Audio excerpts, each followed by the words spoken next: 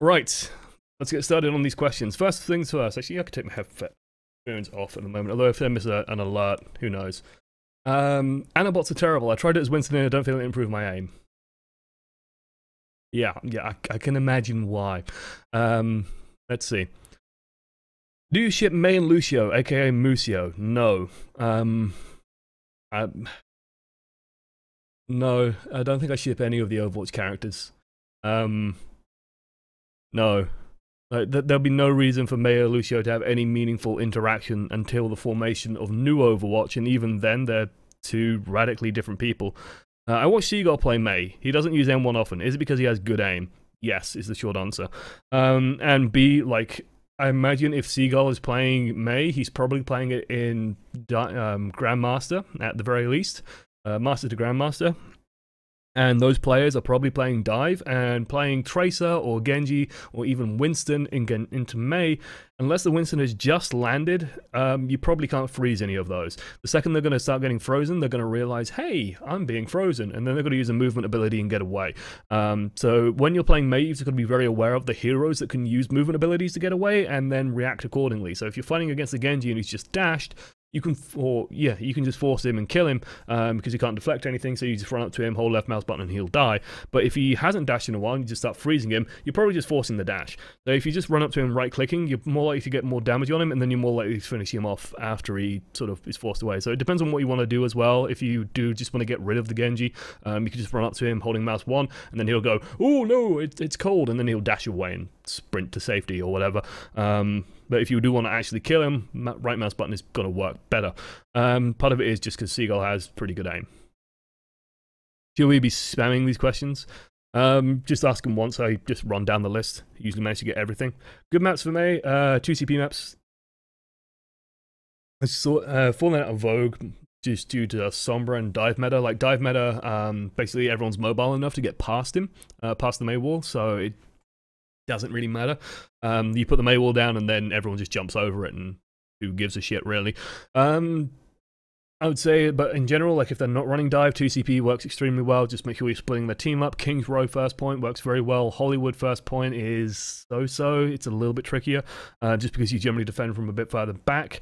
2CP I'd say is generally a no-no. There's just so many pathways and stuff. If you really want to force Mei, Lijiang Tower Control Center is pretty good.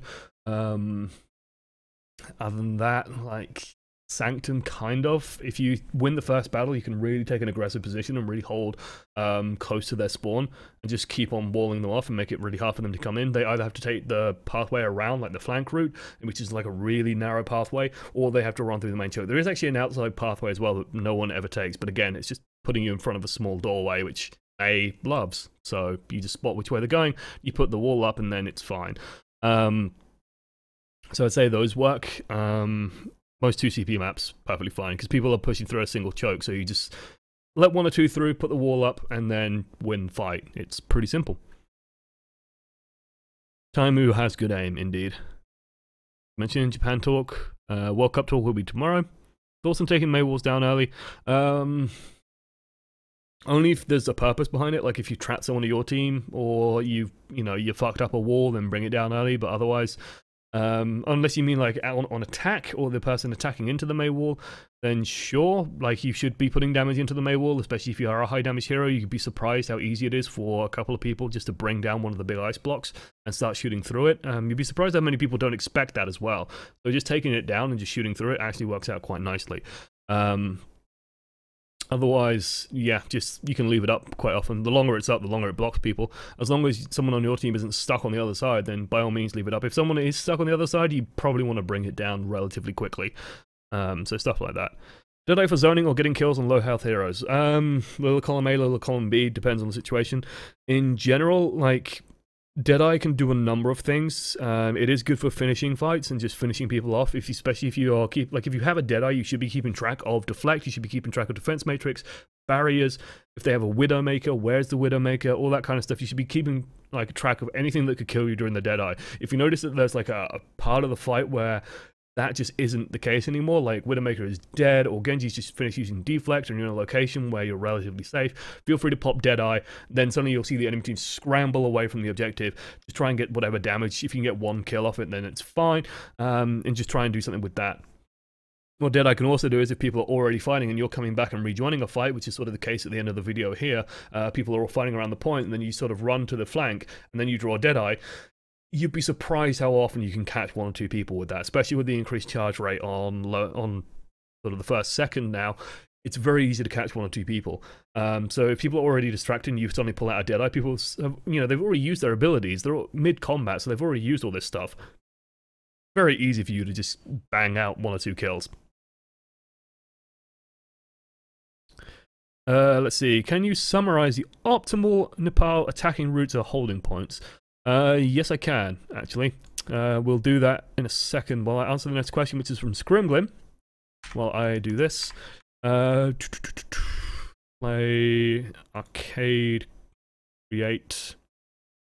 So Scrimglin asks, could you and Ryan please shoutcast the next round of the Overwatch World Cup? You do a better job than those clowns at the Sydney round. I will not hear a disparaging word about Uber. Like Uber's EP, I don't think they're both too similar in terms of how they cast. I think ZP needs someone with like a lower moment. Both of them hit very high highs, but don't really hit a low very well. I'm kind of the same in how I cast. When I'm doing play-by-play, I'm very, very high energy. So I think, you know, both of those need to be paired with someone with a low energy. Uber is by far my favorite cast, and it was great to have him casting Australia for a while. And if you didn't see him run onto the screen at the end, or run onto the, you know, up to the team, because if you're not aware, Mitch Uber DeLille, I'm not sure how to pronounce his last name, he was one of the committee members for Australia, and so he was very proud to see Australia go through. Very, very proud, and he should be, because they played really well. Not sure if I could see all 3 maps doing it like this, but we can just cover the first part. And honestly, me and Ryan are not polished enough to cast World Cup. So this is Nepal first point. Well, this used to be Nepal first point, now it's just village. You can see it's called A. Second point is even higher on the mountain. I don't know if I can just zip up to it. I might actually be able to. So standard attacking route on this one is just taking the high ground here. With Lucio, you try and force your way through this door as quickly as possible. Do not just stand in the doorway. You either stay further back or you come all the way out. And then you decide whether you're going aggro, whether you want to play more defensive and counter-divey. If you're playing more counter-divey, you want to be playing especially around the health pack down here, and just staying more in this area, fighting outwards, let them jump into you, and start getting a couple of kills. Or you could be playing super aggro, you jump in, you try and isolate anyone stuck back here, and maybe get a kill or 2, just be a little bit careful of jumping all the way in. Sometimes you'll see people also jump down here. It's not a bad idea to sometimes dive them and just take control of this health pack as fast as you can. When you have taken the first point, so let's say you win that fight, you run down and you take the first point. Big thing to do is then to, standard at least, especially for dive, is to reset onto the bridge. And that's just because it gives you an easy option if they push out top. Basically, they have 3 exits that we can see on screen. I'm even going to go over here. They have top, middle, and main. Okay? This is sort of the main pathways that they can take. If they take top, you have easy dive. If they take middle, you have easy dive. If they take main, you have easy dive. Ideally, you would have something like a Genji poking out this way, a Tracer poking out this way, or vice versa, whatever, it doesn't really matter, as long as you're putting some sort of flankers out here to scout and tell you which way they're going. If you know which way they're going and you can see where they're going, it makes the dive infinitely easier. So Genji's Tracers should be looking to do this kind of stuff. It's intensely valuable. Most people as well in just regular comp don't take this route, so it's very rare you'll see people use it. It's a very risky route to use, and if you are going to use it to attack, make sure you're doing it very quickly, because if you do get scouted, it's so easy to hold this doorway, just because it's so tiny. Otherwise, that is pretty much it for this point. When you're attacking, like, you just pick a direction, go as hard as you can, just try and get through the choke points as quickly as you possibly can. If you are playing a more brawlery team, if you are like low mobility, close range, then it's not uncommon as well to just hold back here. And basically the idea is you use the point for as much cover as you can, you try and force them onto the point, and then you can fight where you're strong. If you need health packs, there's one back here. Not a huge health pack, but you can definitely do some good with it. Okay. That is it for this point. If I can move up to the next one manually, that'll be quite nice. I don't think I can. I'm going to go to the lobby, settings, maps. I think, can I set it? If I go to modes, set it to... I think it has to be set to elimination. If I go to all, if I go to... it's a little bit finicky on how to do this. If I go to here and I go to elimination, I go to maps, there, now we can do it manually. Nepal, yeah, so if I set this to none, I'm going to do the next one. Okay, back to lobby. Start. We can set next map. Okay, so Sanctum, it's a little bit different. Don't know if this uses all the map. Might not. Yeah, it does. There's even the interesting new little spawn rooms. I've not actually seen these spawn rooms. You don't get to see them that often. Doesn't change anything on the main part of the map, though. So on this map, it's relatively straightforward. Teams usually push out here, and then you'll generally see teams generally try and jockey. Like, it's important for the tanks, especially Winston, to try and jockey for sort of this cubby hole here. You want your Diva Winston to try and take control of this, and that's just because you've basically forced the enemy team into an area where they're sort of pinned back. It also enables your team to use the large health pack that's normally around here, and you can use the small health pack a little bit further back where your supports are. The idea is to just try and poke stuff down as best you can. It depends on the team line that you're running to a lot of the degree. So if they're running something, like if you're running a Soldier 76, you can afford to poke for longer, that kind of stuff. If you're running Tracer Genji and more flank based, then you can try and get the Tracer Genji to wrap around a little bit, take control of the point. But the idea is you want to get someone low, get a Discord orb on a good target, then you go in, dive, kill, and then win the fight. After that, holding on this point very much depends on the team lineup you're running. Extremely dependent on the team lineup you're running. If you're running an aggressive dive, honestly, holding in these doorways isn't a terrible idea. If you're running a Mei, doing the same thing, very true. Tracer Genji, you should be keeping an eye on sort of whatever's coming this way. Keep an eye out if they are running through these flanks. These are what I mentioned earlier. You have this pathway over here, and then you have the pathway that pretty much nobody uses except maybe Tracers and Genjis, or when you're on the retreat, which is over here. It's very rare to see people use this because it is a tiny, tiny doorway. Otherwise, not too atypical. If you are playing a more long-range pokey comp, like Soldier 76 is very, very happy to just stand back here and just shoot across the point. Extremely happy to do this. If you have a Deadeye as McCree as well, like when you are playing a McCree, you can play sort of relatively close if your team's holding close, but when you have Deadeye, you can start falling back, play more around the point, and then just stand on this background here and sort of use this to get a good Deadeye angle, where you can cover the entire point. Basically, if they all jump onto it, you just fire Deadeye off, and then, you know, as they sprint out here, they all jump across and get onto the point, and you put Deadeye out, they go, oh, and then they try and panic and run into here, and then that's just funneling them in nicely for your team, because you sort of pin them in a corner. That's pretty much it for this map. Lobby. Lobby. Settings. Maps. None. Let's see, Nepal Shrine. Probably the more complicated of all the maps. Very rare you get to see these elimination maps. They're pretty though. I do like the alternate styles. I don't play 3v3s that much. I miss my 1v1s. I like my 1v1s. I don't like 3v3.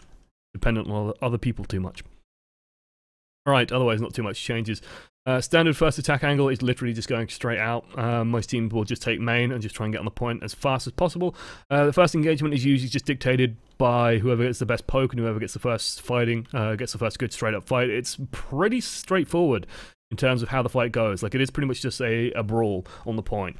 You can try and be fancier and try and take the high ground, but honestly, pretty much just go straight for main, and then just try and take control of space as best you can. If you are playing a Tracer or a Genji, remember there is a large health pack over here, and then there's the large health packs further back here, which of course are disabled on elimination, so you won't be able to see them. But they are very important to control and use should you need them. Otherwise, yeah, just try and force the enemy team back. If you do take control of the point, then you can play pretty heavily around the point. Most dive teams tend to play pretty much behind the point. Basically, this point gives you a shit ton of cover. Like, if you're playing from back here, for example, the enemy team, even if they're playing on high ground, they can't shoot you, can't get to you until they are actually diving onto the point, and then you can sort of start a counter dive and do good shit to them. If you are attacking on this point, standard route is to take the high ground. So you just come out up here, and like, this is something I wish that our McCree would do, which is to take this route. It's pretty easy to get to as well. It's just across here. You just go through here, come out here, and then you can easily get a good high noon. You can even walk across this. This is actually space you can walk across, and you can get a pretty good flank on. You can also come out on this side, and again, you have a good overview of the point. A little bit tricky for them to get to you as well, so it's pretty strong. Otherwise, just hold on the point, hold near the point. Supports can sort of hide away. Like, you see most supports hide away back here, honestly. Say it's a bit safer to even go back here.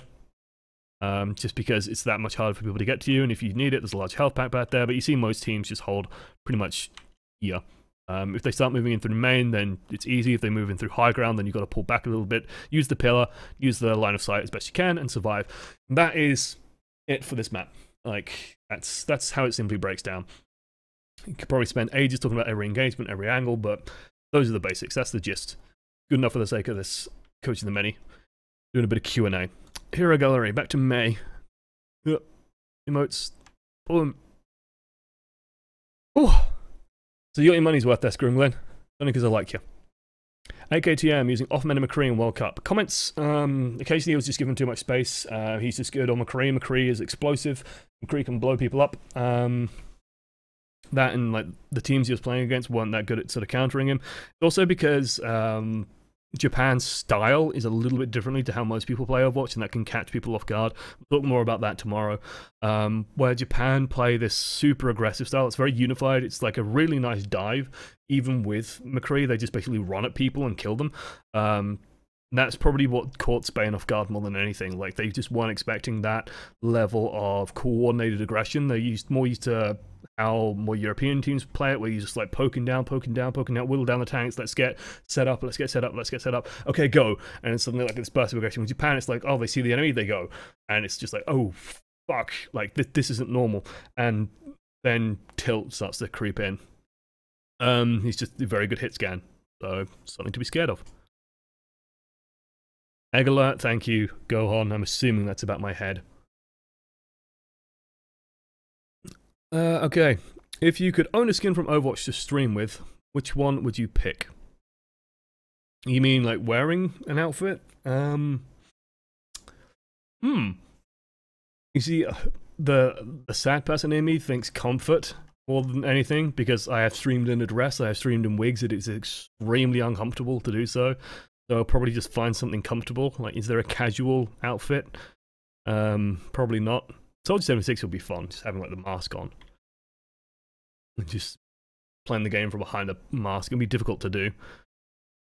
Widowmaker, obvious choice. Not tricolor, let's find any of these. Not that one. I just go for the full thing. Even get the bustier, get my boobs out. Would be quite nice. I have no idea how to answer that question, being honest with you. Definitely not Mei. Definitely not any of Mei's outfits. Too warm, especially in this weather. Maybe when it's winter. Do you ship Road Dogg and Diva? No. How will Doomfist look in the meta now that Sombra's big? Not that that would affect anyone below GM. Doomfist is going to be interesting. I think Doomfist, people are going to find, like, there's going to be a lull where people will not pick Doomfist except for me, and then people will get very angry with me. We'll see how that goes. And basically, what will happen in my head, at least, is this. People are going to pick Doomfist, people are going to be terrible at Doomfist, they're going to charge in, get isolated and die, and then go, what the fuck, team, where's the team? And then people are going to go, well, Doomfist just dies non-stop, guys, it doesn't have the survivability, he's a bit like Hanzo, sure he can get the occasional instant kill, but otherwise he just doesn't do anything, and that's just fucking wrong. But if you are playing Doomfist into like Soldier, for example, you've got to be very careful of the damage sources, and because you just explode if you aren't careful. And so yeah, like, I don't think Sombra's the big issue. Like, Sombra will like, Hack fucks up Doomfist. There's no way around that. Hack really fucks up Doomfist, but Doomfist can one-shot Sombras. And that is actually scary for Sombra. Like, Sombra's reliant on poking out, taking a shot or two, and then getting out. If there's a Doomfist around, she pops out, starts shooting people, and gets fucking punched into a wall, what can you do? If Doomfist just punches people into walls, the health packs are useless. There's no build-up there. There's no poke damage. He doesn't poke people at all. He just punches people. And so the Sombra-Doomfist interaction isn't as simple as Hack is really good against Doomfist. Therefore, Doomfist is bad against Sombra. Because you're talking about sort of the ultimate, which, you know, Sombra always has, but if Doomfist doesn't get ulted, then he's just going to kill fucking everyone. There's also the potential of like unavoidable one-shot combos where you have Zarya, Doomfist, you just build up both and then just grab Meteor Strike, and Sombra can't stop that. Nothing can stop that now. It's just extremely powerful. You would have to have a Mercy, and people don't run Mercy with Sombra, so that could be interesting to see how that works. Hey! I can't... but happy to give this to you. Nice, it's hugely appreciated, especially if you are a YouTube viewer and you do sub. Like, I do love the people that do that as well. I might not even see your subs occasionally, because people tend to do it off stream time, which makes sense, because they can't catch the stream. It's always hugely appreciated. The support is mind-blowing. No, hat and headphones scares me. It's a bit more comfortable. I don't have to hear at this point in time. I can even like hear the alerts coming through the headphones. It's just a little more comfy. And because I've shaved my head recently, I don't look too, if I say so myself. Harry, UK, is that even right? Harry, I don't know. EP Crunchyroll. Crunchyroll has emotes. Who knows? Is Mei a decent counter to D.Va? Mei is an annoyance to D.Va. Mei basically has an exclusion zone around her, where if you get that close to the Mei, then you can't be there as D.Va anymore, because she's just going to freeze you. But counter, no. Like, D.Va should, in that case, like, if you are playing D.Va and you see a Mei on the enemy team, just play close to your team, catch all the projectiles, and your team can outpoke their team. Like, you just shoot them and kill them, because you can just eat up all of Mei's spam, they can't eat up all your spam, you win. Because you have better long range. Like, it's all that kind of stuff. And the personal city questions, go ahead. I use 450 DPI and 7 sensitivity. Should I raise this? I palm grip and play Soldier 76 and Tracer. If you are playing Tracer, I would say yes. That's very low. So wait, let me check. If I bring my mouse sensitivity down, my DPI down. So yeah, DPI up increases speed. Yeah, down decreases speed. So what I'm doing now is that's about what you're playing on, because I have a fancy fucking mouse that has a button to change DPI on it. So I could actually set up custom DPIs. I can actually have a Doomfist DPI and a normal DPI if I really wanted, but I don't. I would say that sounds to me like you might need to raise it up. What I want you to try and do is take your mouse mat and take your mouse and just stand in the training room in Overwatch and then drag your mouse across your mouse mat. And like, if you have one of the huge mouse mats like I do, my mouse mat's literally fucking across my entire desk. It's one of the Razer Goliaths. Like, use the space you actually use on the mouse mat and then just do a drag across. So for me, it's like, you know, it goes off the screen. Because you get the idea. Am I now on the right DPI? I don't even know. But basically, you go into the training gallery, practice range, and then you see how much you have to go through 60. If I select McGriff, so for me, you see I can basically complete one rotation. Like, this is basically the length of the actual area I use in the mouse mat. Takes me through an entire rotation. So that means that I know that if my mouse is in the middle and someone is behind me, I basically just do this, and I know that I'm going to be moving about half. Like, I'm used to it. And the sort of amount of distance I need to move, turn 180. What you're running on, I imagine it's going to take, like, that takes a lot of mouse space to do. And I think that's what I'm doing now was down to 600, not 450. So I'd say you probably want to raise that slightly. If you're comfortable with it, if it works for you, it might work. It's very good for like fine-tuning aiming, very good for fine aiming. If you're playing Widowmaker, for example, it probably works out fine. But otherwise, that sounds very low to me. It is a matter of like what you're comfortable on. There's no one unifying right up. Except if you're super high, that's probably bad. What would need to happen for Mei to be a big part of the metagame? Dive would need to vanish, tanks would need to come back, and even then, she's only going to be, like, she's primarily going to be used on defense, and it will be pretty much unchanged from when Mei did flourish in the meta for a brief period of time. Like, Mei on 2CP was not uncommon. It would just be the same situation. Tanks sort of in vogue, or 222 in vogue. Low mobility heroes would be in vogue, and then she could just punish that low mobility. That would be what it takes. Or some major buffs, which are unlikely because that would just be her being overpowered, and that's not really healthy for the game. What kind of comps is Mei useful against and useful in? I want to learn Mei, but Tracer or Soldier always seem safer bet, because they are. Tracer is just flat out better, can do more damage, better at killing people, better against a multitude more comps, fits what people are playing right now better. Soldier 76 is kind of in the same position, can just kill people.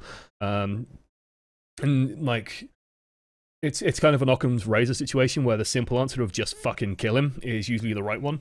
Dealing with stuff in Overwatch, you know, you can wall people off and, oh, we split their team up and we managed to cross their, you know, get a wall across their team, they're half split off, and then we've got the EMP hacking the Diva, and now they can't do this, and then this happens, and then you realize that, oh wait, we have a Sombra and a Mei, we have no actual fucking damage, we can't actually kill anyone, and then they just run through with Soldier 76 and shoot everyone, and everyone dies.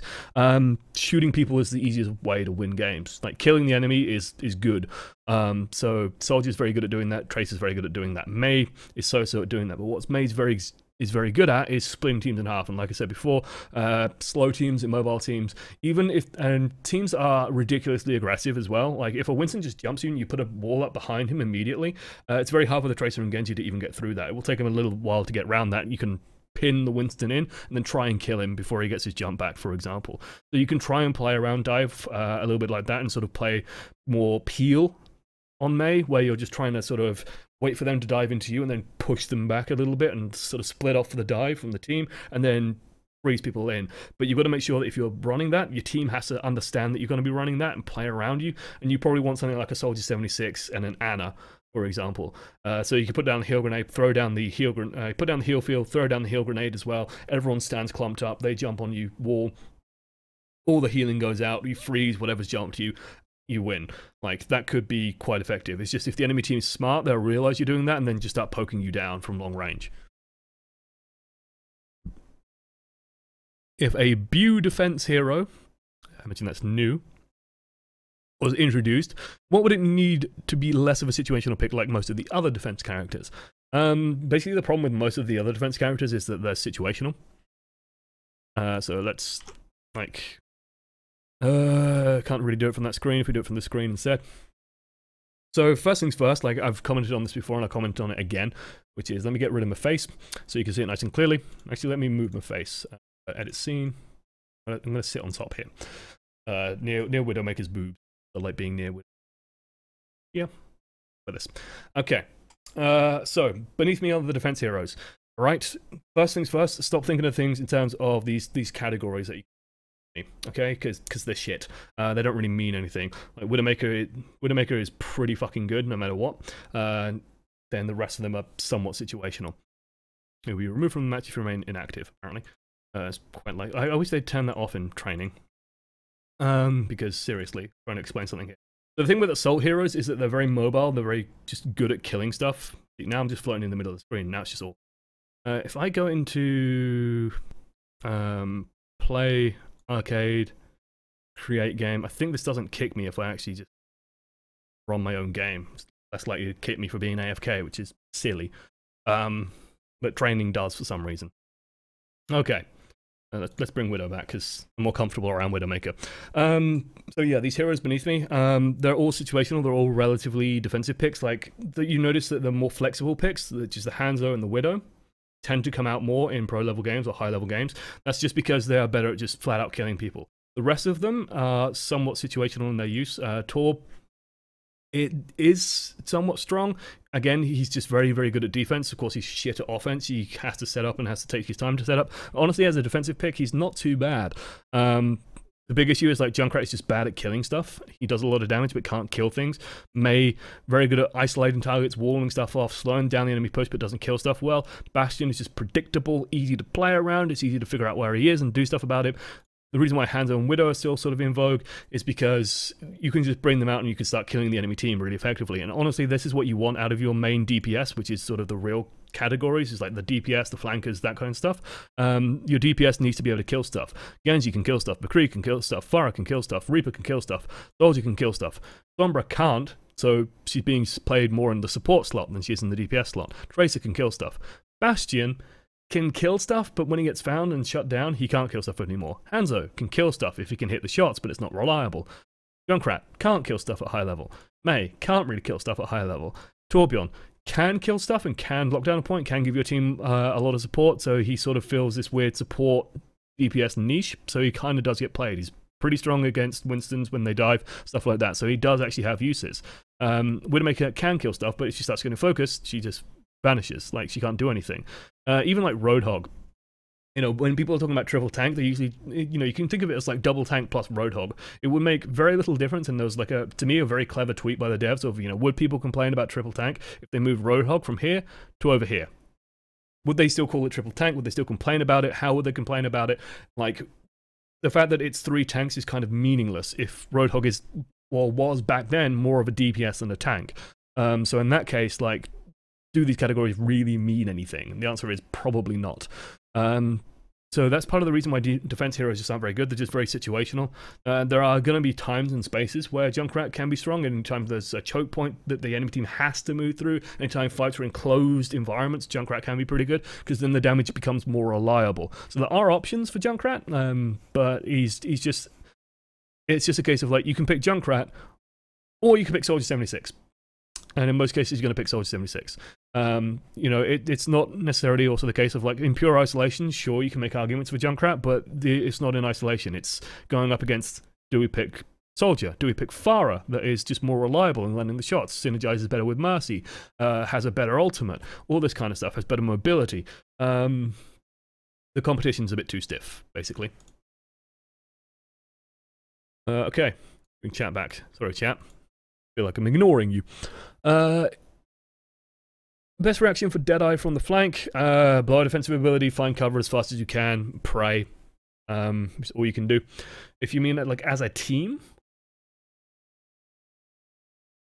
just try and hope that your tanks can stop it and play around with that as best you can. Honestly, it's quite difficult. Return to lobby and then start match should give you the next map. I don't think it will. It just gives you a random one. Oop. Comments on Zarya versus Mei. If the Zarya plays intelligently, it shouldn't be too much of an issue.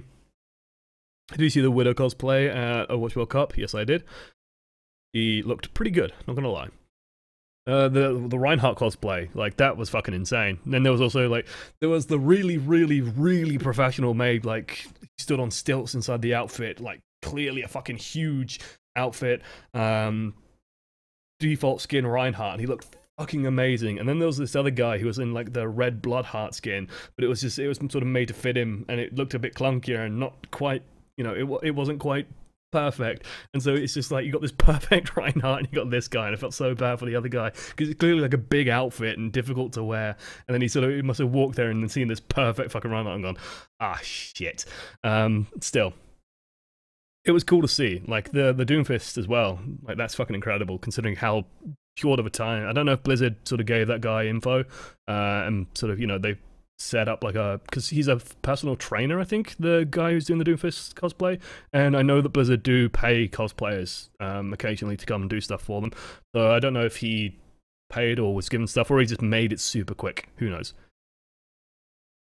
Make you play in Reaper clothes in the middle of summer, oh god. How many hours on Doomfist do you have on the PTR? Only like 2 or so, but that's only tracking quick play. We played a shitload of, like, I abused you guys and played stuff. And played Doomfist, so yeah. Yep, Australia should be feeling pretty happy. Australia should be feeling pretty happy, and it's well deserved as well. Like, they played super well. I was very impressed. How do I improve my Symmetra and Winston aim? Kappa. Kappa. We'll do 1 or 2 more questions because we've been running a while because I did the whole thing in Oasis. On a scale of 1 to Korea, how well did Australia play so far in the World Cup? Honestly, I give them a 7 out of Korea. I would say 7 or 8. Wouldn't be too bad. The only issue I have is that they weren't really challenged. Like, the teams they were playing against, I mean, Japan looked better than people were expecting. Japan looked pretty good. But, you know, they're not South Korea. They're not... And, like, I would make the argument they're not France, but they are probably on the same level, maybe, as Sweden. Sweden did not impress, but that's no surprise considering they're mostly misfits, and misfits have been in a slump. Davik looked good. Davik always probably looks pretty good.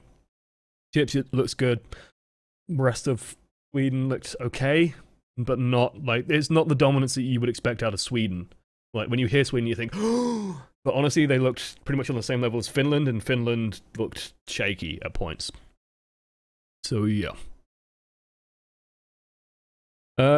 Use of Maywall to block Rhine Charge or Earth Shatter. Earth Shatter is very, like, Earth Shatter is a matter of, like, you have to understand how Reinhardt works, and then you have to be super quick on doing it. Wouldn't rely on it, basically. Blocking Rhine charges, honestly, most of the time it's better to let the Reinhardt go through and then put a wall up behind him. Cuts him off from his supports, cuts him off from escape. You just trap him out of position and get him.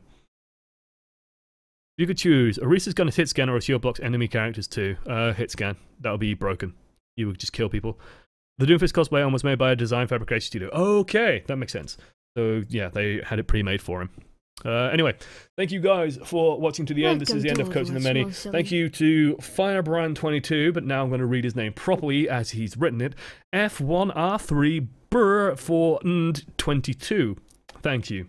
It is appreciated, my man. Get some scrub hype going for that man as we do our outro as well. I'm sure the coaching will be lost in the scrub hype, but hey, to get your footage reviewed on Coaching the Many, do send your footage into oamreviews@gmail.com. Include in the message the name of the heroes played and the rank. Also include if you're a sub or not, because if you are a sub, you have slightly higher priority in what I pick. I'm going to go put myself on the bottom as well now. There we go. Back here, because I'm more comfortable back here rather than being like detached from here. Otherwise, thank you guys for watching to the end. Do make sure that you come by and watch us live if possible. It is a better show live than it is on YouTube. Otherwise, yeah, thank you guys so much for your continued support. It's hugely appreciated, and I will see you again pretty soon, hopefully. Toodles. Boom, they're gone. They're gone. They're out. They're outie. Okay, I'm going to put my headphones back on.